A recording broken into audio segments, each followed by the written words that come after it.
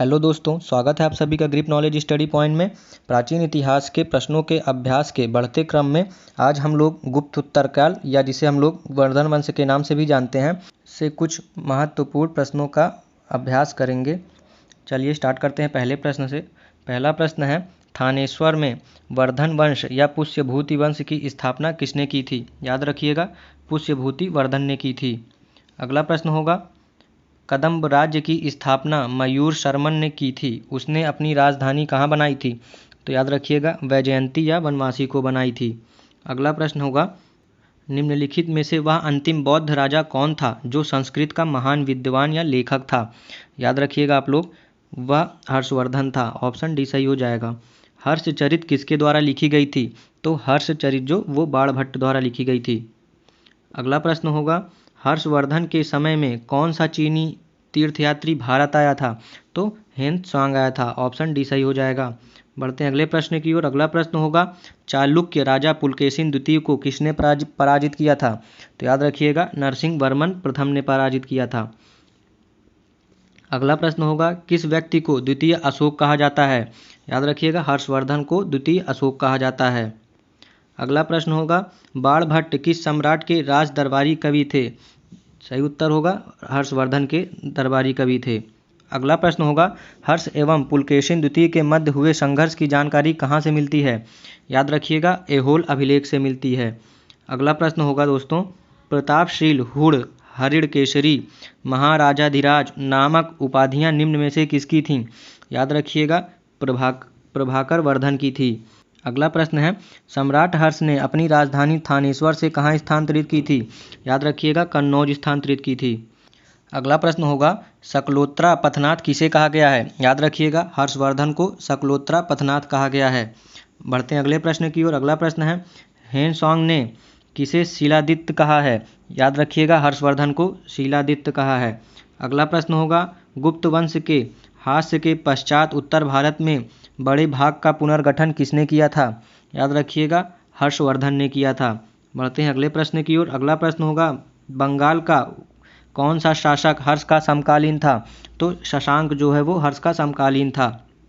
अगला प्रश्न होगा, चालुक्य शासक पुलकेशिन द्वितीय ने किस नदी के किनारे हर्षवर्धन को परास्त किया था? याद रखिएगा, नर्मदा नदी के किनारे परास्त किया था। अगला प्रश्न होगा, हर्ष के शासनकाल में उत्तर भारत का सबसे महत्वपूर्ण शहर कौन सा था? याद रखिएगा, कन्नौज शहर जो है वो सबसे महत्वपूर्ण शहर था। अगला प्रश्न होगा, हर्ष की जीवनी किसने लिखी है? सही उत्तर होगा, बाणभट्ट ने लिखी है। हर्ष की जीवनी बाणभट्ट ने लिखी है। अगला प्रश्न होगा, हर्षवर्धन अपनी धार्मिक सभा कहाँ किया करता था? तो हर्षवर्धन अपनी धार्मिक सभा प्रयाग में किया करता था। अगला प्रश्न होगा, वर्धन वंश की राजधानी थानेश्वर किस प्रदेश में स्थित है? याद रखिएगा, थानेश्वर हरियाणा में स्थित है। बढ़ते हैं अगले प्रश्न की ओर। प्रश्न है, हर्षवर्धन की बहन राज्यश्री का विवाह किसके साथ हुआ था? तो राज्यश्री का विवाह मौखरी नरेश ग्रह वर्मा के साथ हुआ था। अगला प्रश्न होगा, हर्षवर्धन के अग्रज राजवर्धन द्वितीय की हत्या किसने की थी? तो राजवर्धन द्वितीय की हत्या गौड़ नरेश शशांक ने की थी।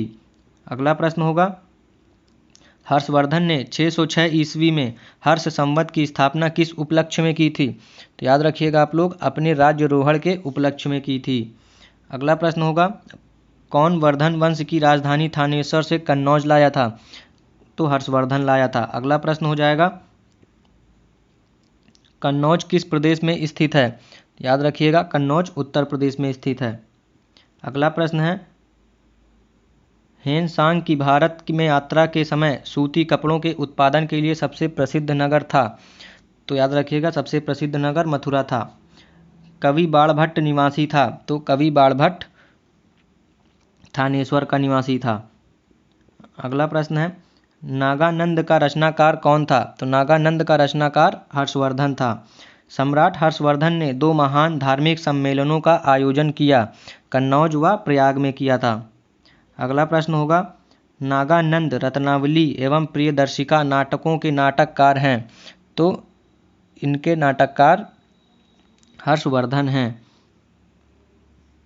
अगला प्रश्न होगा, गुर्जरों को किस शासक ने पराजित किया था? तो याद रखिएगा, हर्षवर्धन ने गुर्जरों को पराजित किया था। अगला प्रश्न होगा, आज भी भारत में हेन सांग को याद करने का मुख्य कारण है? सी यूकी की रचना। ऑप्शन डी सही हो जाएगा। अगला प्रश्न होगा, हर्षवर्धन विजयी जीवन में एकमात्र पराजय देने वाला पुलकेशिन द्वितीय कहाँ का शासक था? तो याद रखिएगा, वातापी या बादामी का शासक था। अगले प्रश्न की ओर बढ़ते हैं। अगला प्रश्न होगा, हर्षवर्धन ने अपनी पुत्री का विवाह वल्लभी नरेश से किया, जो कि उसकी एक बड़ी कूटनीतिक उपलब्धि थी। वल्लभी नरेश का नाम था, तो वल्लभी नरेश का नाम ध्रुवसेन द्वितीय था। 641 ईस्वी में किसने चीन के राजा ताई त्सुंग के पास एक राजदूत भेजा था? तो याद रखिएगा, हर्षवर्धन ने भेजा था। अगला प्रश्न होगा, हर्षवर्धन के भारतीय मिशन के जवाब में चीनी सम्राट ताई त्सुंग ने 3 चीनी मिशन हर्षवर्धन के दरबार में भेजे, जिसमें से एक मिशन हर्षवर्धन के मरणोपरांत पहुंचा। अंतिम मिशन में शामिल उस चीनी राजदूत का क्या नाम है, जिसने हर्ष की मृत्यु के तुरंत बाद जो घटनाक्रम घटित हुआ था उसका विस्तार से वर्णन किया है? याद रखिएगा, वांग ह्वेन से था। ऑप्शन ए सही हो जाएगा। किस चीनी यात्री को वर्तमान शाक्य मुनि एवं यात्रियों में राजकुमार कहा गया है? याद रखिएगा, हेन सांग को कहा गया है। अगला प्रश्न है, हेन सांग भारत में लगभग कितने साल रहा? तो याद रखिएगा, 14 साल तक रहा। अगला प्रश्न होगा, हेन सांग के समानार्थ एवं महायान धर्म के प्रचारार्थ हर्षवर्धन ने कहाँ महासभा का आयोजन 643 ईस्वी में करवाया था? याद रखिएगा, कन्नौज में करवाया था। कुंभ मेला को प्रारंभ करने का श्रेय किसे जाता है? याद रखिएगा, हर्षवर्धन को जाता है। बढ़ते हैं अगले प्रश्न की ओर। प्रश्न है, नर्मदा नदी पर सम्राट हर्ष के दक्षिणवर्ती अग्रगमन को रोका किसने रोका था? पुलकेशिन द्वितीय ने रोका था।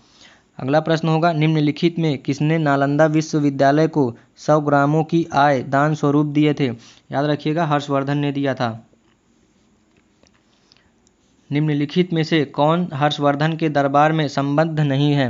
याद रखिएगा, कालिदास जो है वो हर्षवर्धन के दरबार में संबद्ध नहीं है। किसका कथन है, भारत के लोग गर्म मिजाज के हैं, उन्हें जल्दी गुस्सा आता है, परंतु ईमानदार होते हैं, भारतीय स्वच्छता प्रेमी हैं? याद रखिएगा, हेन सांग ने कहा था। अगला प्रश्न है, अग्रहार का अर्थ था? तो अग्रहार का अर्थ ब्राह्मणों को दिया जाने वाला कर मुक्त भूमि अनुदान था। अगला प्रश्न है, घटी यंत्र या तुला यंत्र का प्रयोग होता था? तो याद रखिएगा, खेत की सिंचाई के लिए होता था।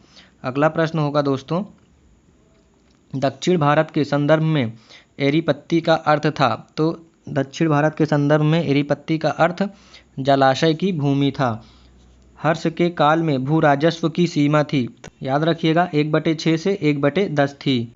अगला प्रश्न है, मौखरी शासकों की राजधानी कहाँ थी? सही उत्तर हो जाएगा, कन्नौज में थी।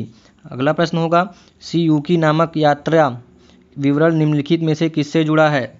याद रखिएगा, ह्वेन सांग से जुड़ा है। ऑप्शन डी सही हो जाएगा। उम्मीद करता हूं दोस्तों आप लोगों को यह वीडियो पसंद आई होगी। वीडियो पसंद आई हो तो लाइक शेयर कर दीजिए, चैनल को सब्सक्राइब करके नोटिफिकेशन बेल ऑन कर लीजिए। धन्यवाद।